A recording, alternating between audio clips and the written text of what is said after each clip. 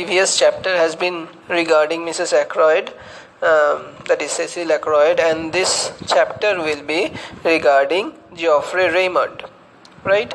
If you remember, Geoffrey Raymond is the secretary of Roger and is supposedly close to Roger, obviously.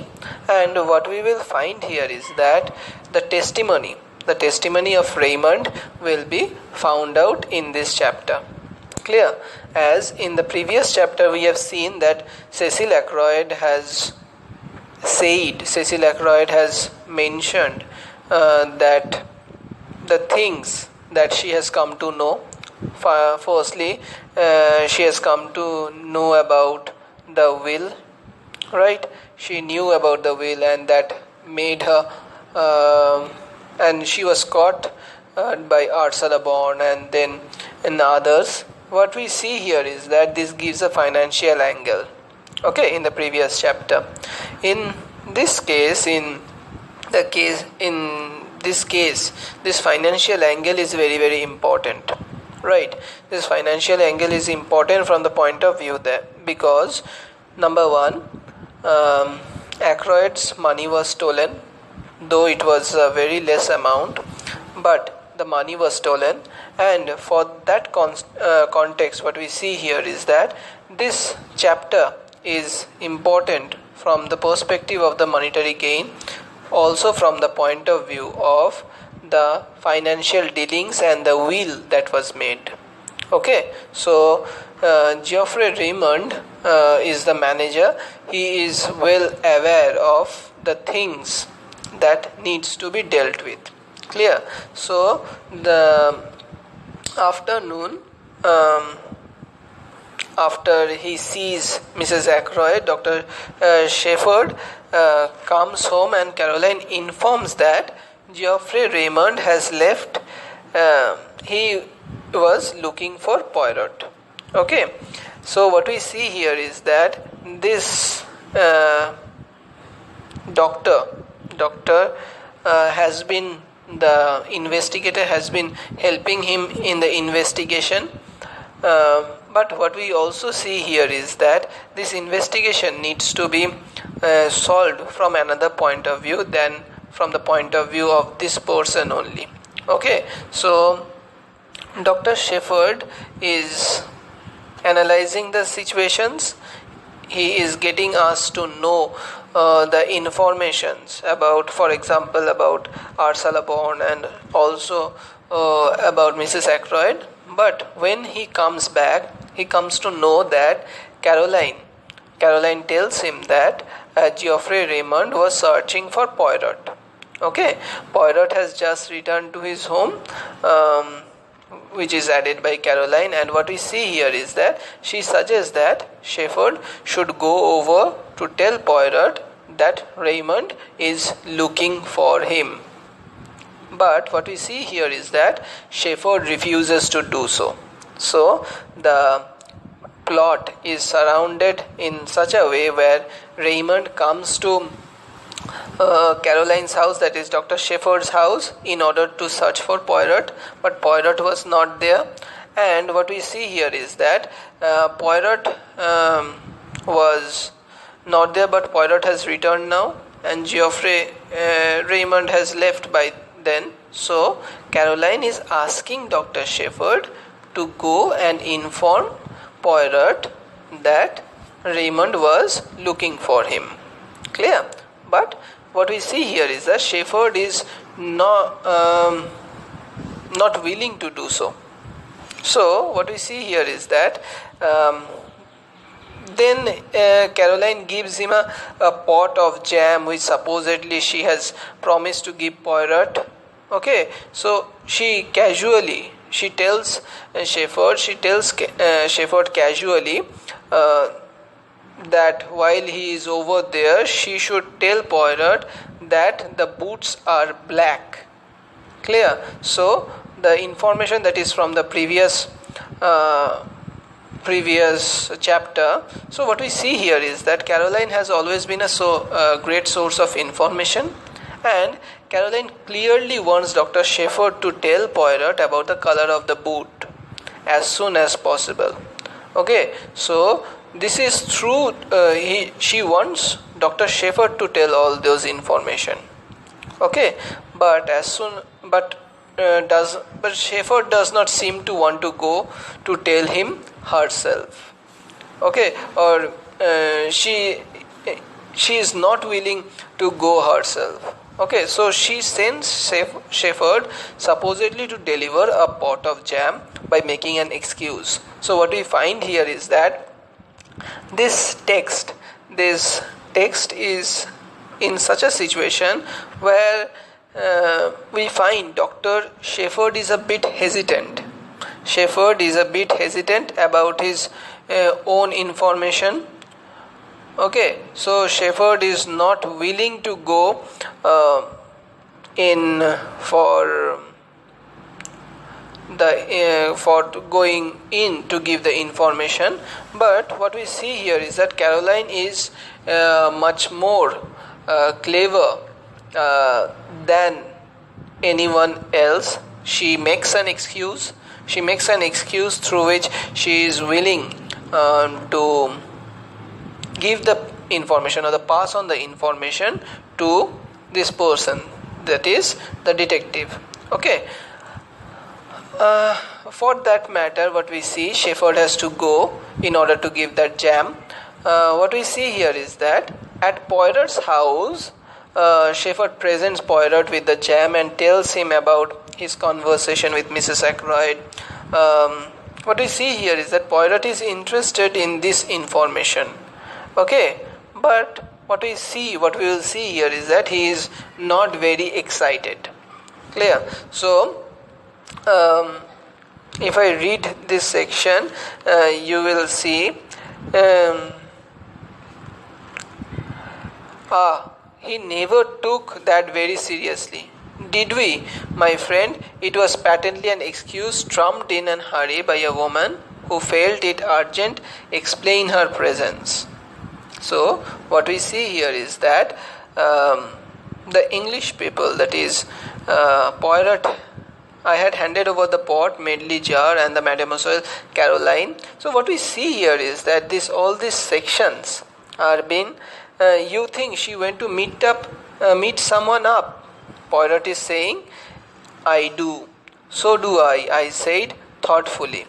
There was a pause. By the way, I said, I have got a message for you from my sister. Ralph Patton's boots were black, not brown. Okay, so what we see here is that this information is being passed on, and what we see here is that Poirot is not very excited about it. He is just nodding. He is not making any conversation. He is not making any query into it. Right? So what we are supposed to get from this? We are getting that the key point he and Shepherd agree is that Miss Russell was coming through the room from outside, possibly because she had gone to meet someone. Okay, I am talking about the incident when Dr. Shepherd had come to visit and he saw Miss Russell was in a hurry. Right, so Miss Russell, if you remember the fifth chapter, actually, third or fourth or fifth chapter, you will remember that she was in a hurry. Right, so it is quite possible, it is very evidently possible that this person, Miss Russell, had gone somewhere and she is in a place where she could be the suspect, or she is the suspect. Okay, or she has something to hide. Clear? So what we see here is that also we see that Shepherd tells Poirot that the boots were black, information which seems to disappoint Poirot. Okay, so Poirot still refuses to explain why he was so curious about the colors of the boot and everything. So the mystery pertains. So the mystery continues over this whole period, and we are not able to understand why the color of the boot is important. So the mystery of the murder, the mystery of the stolen money, and for now what we see here is that a mystery which is a clue, which is preferably a clue seen, which is preferably a clue which can be seen from the perspective of the detective, cannot be analyzed by the readers over here. Okay, so it cannot be analyzed why it is so, why he is so much focusing on the boot, the color of the boot. Okay, so this is still not explained. However, what we see here is that he is interested in the information Dr. Shefford offers him about Miss Russell. Okay, and he also agrees with Shefford that she might have met someone outside. Okay, she might have met someone outside, and that's why she was panting. Clear? What we see here is that Poirot asks Shefford about his appointment with Miss Russell. Shefford tells Poirot that after the confidential portion of the visit, Miss Russell asked about drug use and poison, mentioning cocaine. So if you remember the chat between Dr. Shefford and this person, this Miss Russell, what we will find here is that Miss Russell was interested in gaining the information about drugs and poison, especially cocaine, how it can be helpful in determining that who the criminal is, or whether there is any link between the giving poison or anything. Clear? So what we see here is that this person is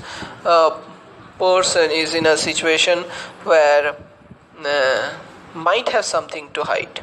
That is, Miss Russell is in a situation where she has something to hide, and she is hiding this for some purpose. Okay, so Poirot then produces a newspaper story about cocaine use from last Friday. This is probably why Miss Russell mentioned cocaine. Okay, so what we see here is that the newspaper cutting and is made out, and this might be the reason which leads Miss Russell to find out. This leads Miss Russell to search for information about the poison addict or the drug addict. So he bought me a copy of the Daily Budget. Okay, so Daily Budget is the name of the newspaper. He means here Poirot. Dated Friday 16 September, and showed me an article dealing with the smuggling of cocaine. That is what put cocaine into our head, my friend. So what we see here is that there is always a tendency for ourselves, for the readers or anyone, we might try to find out or try to analyze every situation very seriously. Okay, we try to find out every situation very seriously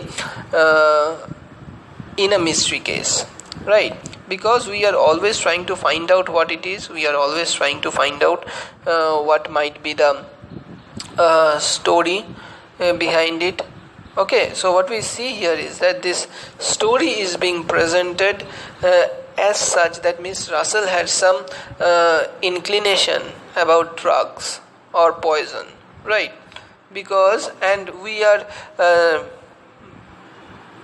judging this or constantly thinking that Miss Russell might be a culprit or might have some hand in it, because Miss Russell was or Mrs. Ferrers died out of overdose, right? So what we see here is that what Poirot is actually saying. Poirot is saying that this person, this idea of cocaine actually came to her head through the paper. Okay, supposedly Dr. Shefford isn't legally obligated to remain silent about his appointment with Miss Russell, provided that Russell wasn't uh, ta- talking about her medical condition, what might be that. So it is a question of interpretation of law or anything of the mystery novel, where we try to find out what actually is.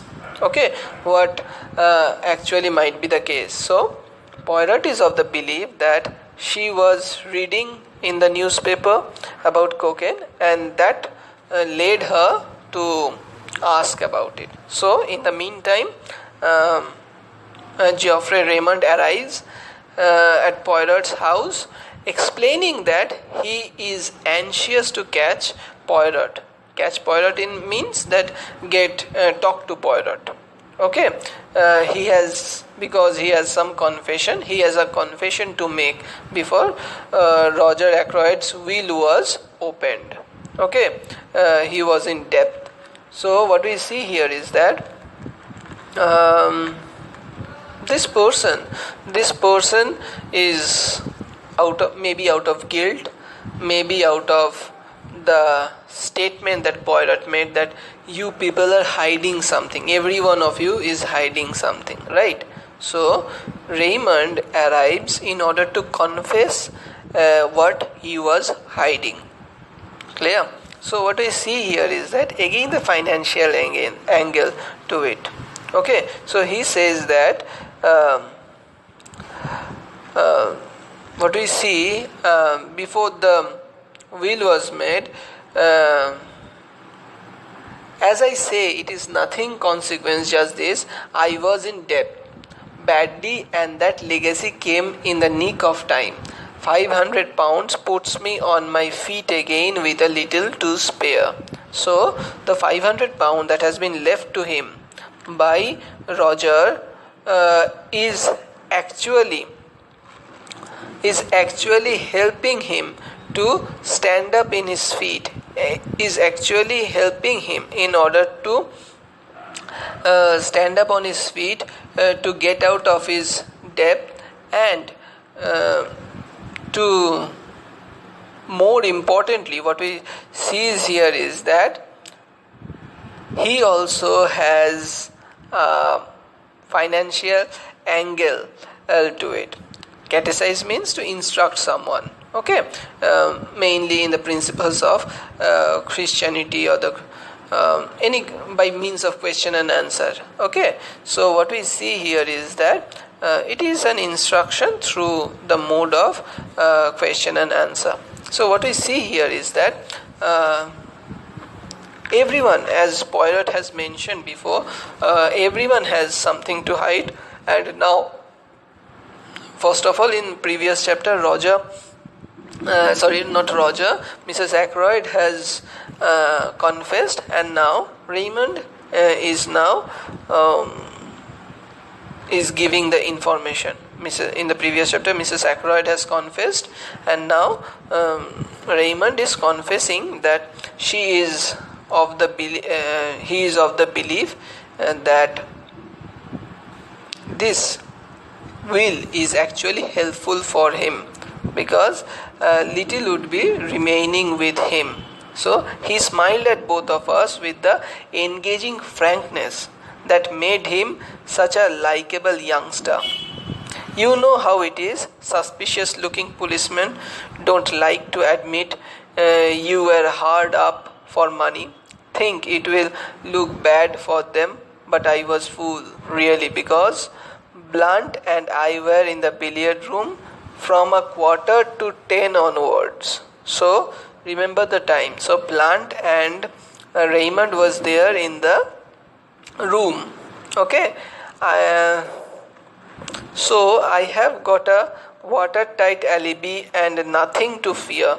Still, when you thundered out that stuff about concealing things, I felt a nasty prick of conscience, and I thought I would like to get it off my mind. Clear? Understood? So the dialogue that this person gave, the dialogue that Poirot gave about hiding or concealing things made an impact on both these characters. Right? So, though they have though both of them have witnessed against themselves that they are not the murderer, or they are supposedly saying that they are not the murderer, but what we find here is that they are saying this on purpose in order to clear themselves up. So, what we see here is that now with the money that has been left, Ackroyd has left him. He is fine. He has solved the debt. He has paid the debt. Raymond, what we see here is that Raymond wasn't going to disclose this information previously. He was not disclosing this, right? He was not giving any kind of information about his debt to other people, right? But since he was afraid of any kind of criminal procedure which might be brought upon him, he realized that he has a strong witness against he being the murderer, because he was there in the billiards room. He comes out to give the confirmation. Okay, so with these words, what we see here is that Raymond keeps smiling. Poirot tells Shefford that he trusts Raymond's explanation. Okay, although if Raymond didn't have an alibi, Poirot might be suspicious about him. Whatever, in all, he has come to realize almost everyone had a motive to kill. Okay, so the motive is a financial angle, but only one is a murderer. Clear? So, what we see here is that everyone had a motive to kill, to murder Ackroyd, possibly except Major Blunt, because till now Major Blunt has no role in any of this. He is just gathering information. But at first we had a simple or a kind of information where we found, or we thought that there was a kind of romantic bonding between this flora and plant, which could be put forward, which could be brought forward. But what we find here is that it is not actually so. Okay, however, Poirot adds that he has a feeling in the next sections, he has still a feeling that Blunt is also hiding something. Okay, as there is an old saying that English only conceal their love, and Blunt isn't good at concealing things. So what we see here is that the feeling that we get, the romantic inclination between Flora and Major Blunt might be a possibility, but whether it has led to murder, okay, whether it has led to murder is really a serious question. Okay, what we see here is that very closely like Mrs. Ackroyd, or very likely like Mrs. Ackroyd, Raymond has taken Poirot's statement very closely to his heart, or it has pricked his conscience, as he said. He has been hiding something about his death, and he decides that it is for the best that he could give a clear heart, or he remain a clear heart, because it is best to come forward himself and tell everything that has been left secret or left hidden, right? So Raymond's secrets that we find here is, however, petty trivial, okay, তুচ্ছ আকারের, ঠিক আছে, but those are not sufficiently powerful reason for the killing or the murdering of Roger Ackroyd. So what we get here is that either he is still hiding something bigger, or he is much of a suspect in the case. Okay, so same is here for Blunt. Major Blunt. But what we see here is that Poirot believes him that he is not hiding anything, but except that he is in love with someone which he might be hiding. Okay, so what we see here is that we have assumed the blackmail. I don't understand. Two of the people I accused have given me the truth. So you think Major Blunt had something to conceal also? And Major Blunt, I would say, is not good at concealments.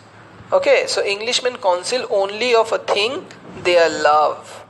Okay, so sometimes what we find out here is that this is a hint. This is a hint about the feelings that we get about the romantic inclination between between Major Blunt and Flora. Okay, there might be a possibility that Blunt is in love with someone and Poirot believes that he is hiding that only. This someone can be, if we guess, this someone can only be Flora, or it probably be Flora because of the way they were talking, right? Even you people, while I was explaining you, questioned about those things. What we see here is that he was talking in flirtatious terms, or in flirtatious ways in earlier chapters. Okay, so what we see here is that Sheaford suggests that Roger Ackroyd's killer wasn't Mrs. Ferrer's blackmailer. Okay, read the section. I wonder we haven't rather jumped to conclusion on one point. What is that? We have assumed that the blackmailer of Mrs. Ferrers is necessarily the murderer of Mr. Ackroyd. Might not we be mistaken? So, what we see here is that Sheaford is suddenly suggesting that, as we have guessed before, as we have said before, that there might be a possibility that this person, the blackmailer might be the murderer of, the blackmailer of Mrs. Ferrers might be the murderer of Roger Ackroyd, right? But he is saying through the question that there is a high possibility that we are mistaken. Okay, so Poirot nodded energetically. Okay, so what we see here is that Poirot exists in a state where he agrees, suggesting that Parker may have been the blackmailer but not the killer. Okay, so what we see here is Parker may have abstracted the letter unnoticed by you. Parker, yes, Parker. I always come back to Parker, not as the murderer.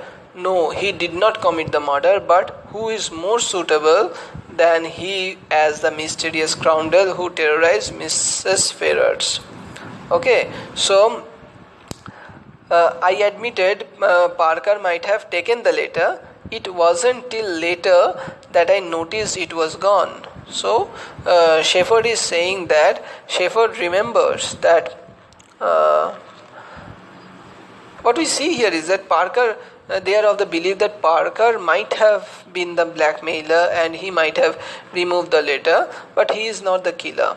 And he might have removed the letter because the blackmailer's name was there. He might have not been the killer. So Sheaford also remembers that when he first burst into the study and found Ackroyd's body, he didn't notice about the letter. Okay, he was not focused about the letter. He didn't even see that whether the letter was gone or not. Okay, so Poirot decides that he and Sheaford are going to try a little experiment on Parker. Okay, so they decide that. But what we see here is that one of the most serious challenge of this case is that there are multiple crimes which are involved within this. Okay, so if you have seen this, or if you are following my lecture very carefully, you will see that I have mentioned this quite a few times, where you will see that there are multiple crimes which are layered within this same story.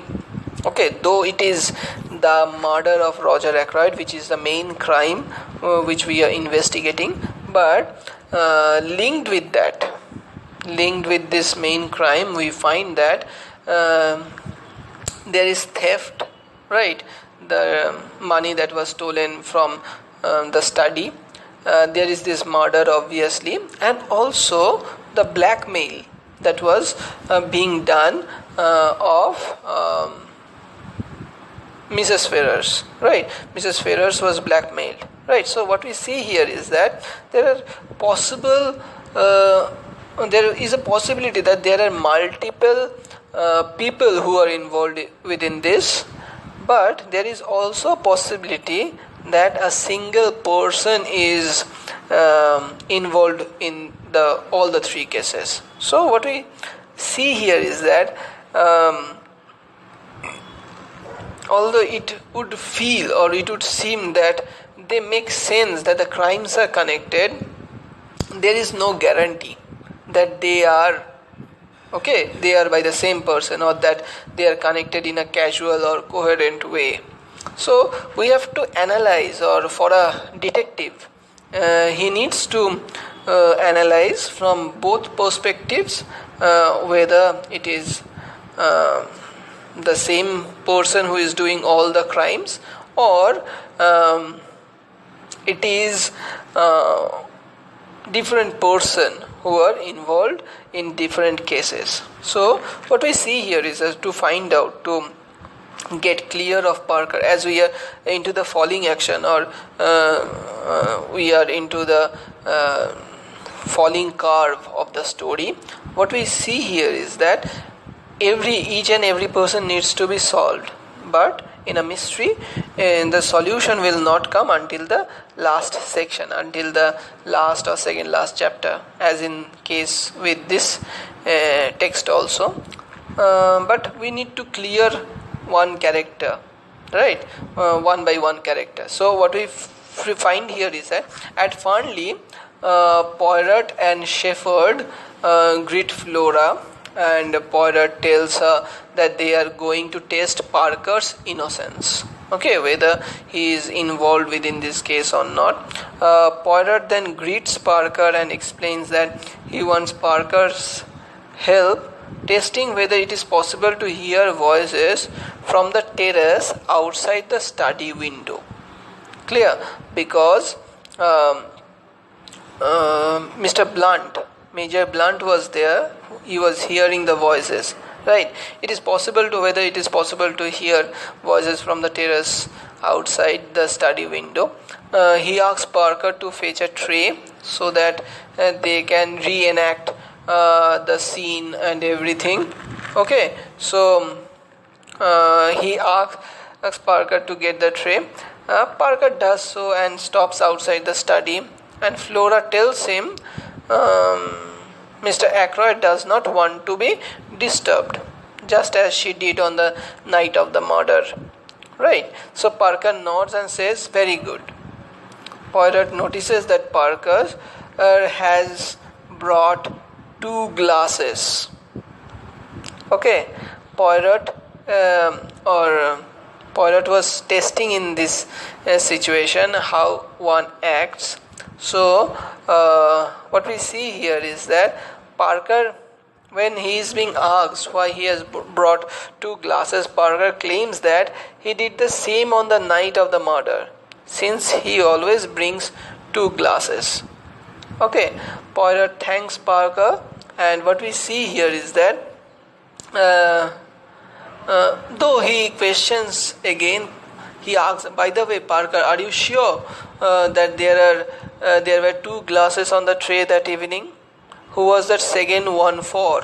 তাহলে হচ্ছে if you are bringing in for one person, you will bring 1 glass, right? Why would bring in 2 glass? So To that, Parker realizes and Parker says that I always bring 2 glasses. It is nothing of that matter.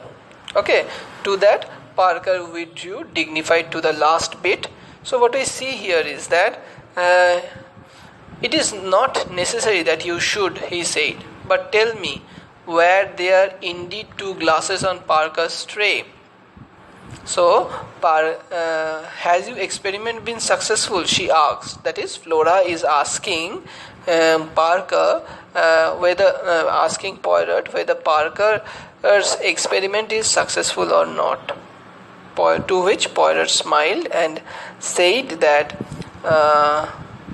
to remember whether indeed there were 2 glasses on Parker's tray or not.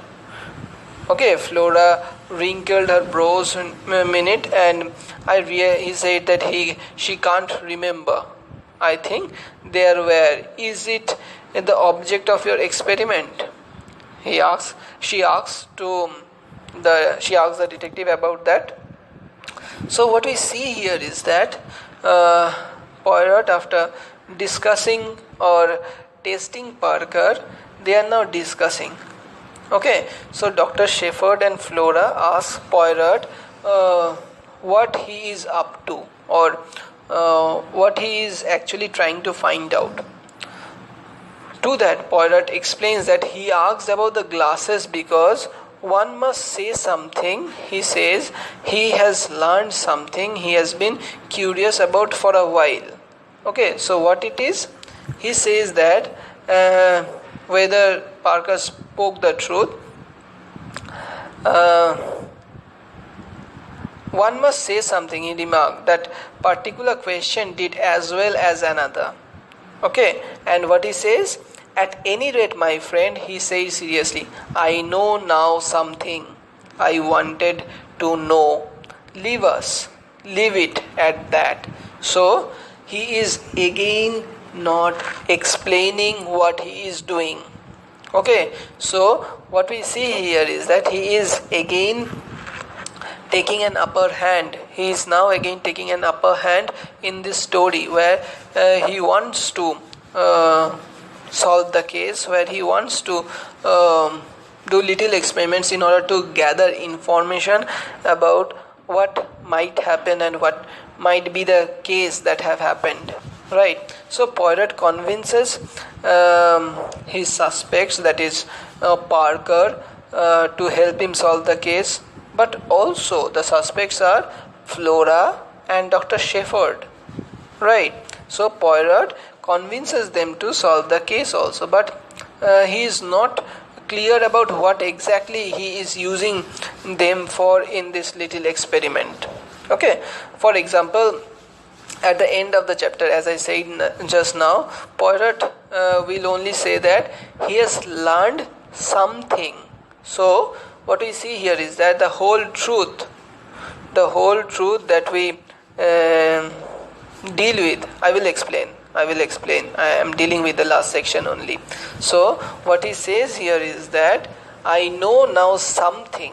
So he is not in grasp, or he has not grasped the whole truth, right? So he has come to know something, right? He by his little experiments, so which are important for Poirot, important from his point of view, right? So what we see here is that there is this information that has been gained by Poirot alone, and he alone knows what his focus is, right? But the question that has been raised over here is a question of whether he was really interested in whether it is possible to hear voices from the terrace, or whether his experiment was just a diversion to distract someone into divulging a different kind of clue is still a question. Okay, so what I am telling here is that the story, or this experiment rather, started because of what? It was started in order he said Parker that whether the voice could be heard from terrace or not, right? But those voice was not analyzed to this extent. But what we find here is that Poirot is asking question about the two glasses, right? So what we find here is that Poirot is actually dealing with things, or is actually dealing with situations where he is saying something and is trying to get hold of another thing. So कहीं पे निगाह है कहीं पे निशाना, এরকম একটা ব্যাপার। সো আরেকটা জিনিস যেটা হচ্ছে তোদেরকে বলিনি, another thing that I haven't said or mentioned, or I should mention here, is that in these times, in this case, from the case of parlour maid, from the chapter of parlour maid, what we see here is that Poirot is remaining absent from the scene. Actually, the scene is much more focused towards Dr. Shefford, and Dr. Shefford is carrying on the investigation in most cases. We will get a feeling like that. Okay, but what is more important here is that the subtlety with which Dr. Shefford is, not with the subtlety, but the subtlety of Poirot, through which he is dealing with the facts. Okay, he was absent. He was absent in most of the cases. He was absent in a case where parlour maid was being questioned. He was absent when Mrs. Ackroyd was being questioned. But what we see here is that this final situation is here, where we find that Dr. Sheaford is giving him the information. And also what we find here is that when Raymond was Raymond visited for the first time, when he visited Poirot for the first time, Poirot was again absent, right? So what we get here is that he might be at something. সে নিশ্চয়ই কোথাও একটা গেছিল. He might be at something to find out the clues. Okay, so the test that he meant to be to find out whether the information of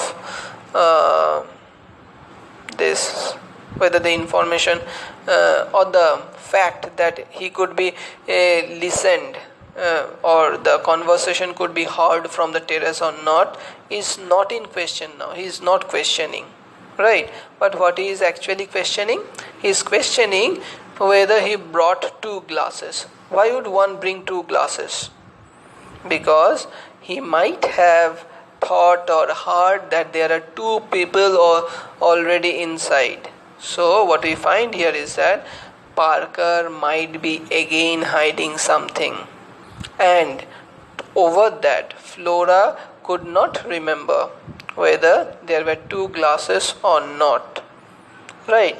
If I ask you to give me water and I am alone in the room, you will bring only one glass, right? Or if you are bringing, but what we see here is that Parker says that he always brings two glasses. So the situation is confusing to the readers, but what Poirot says is that it is actually this meaning, something is gained from him. Okay, so what we see here is that this solution is important for the sake of the story. Okay, so two people are analyzed over here, or moreover the solution is in his head, in Poirot's head. Have you understood? So he wants to know, he has gathered some information, something, okay, but he does not know everything, and he wants to leave it this way. He will solve everything when the time comes in his own way. Clear? So let's end it here today. We will continue in the next class.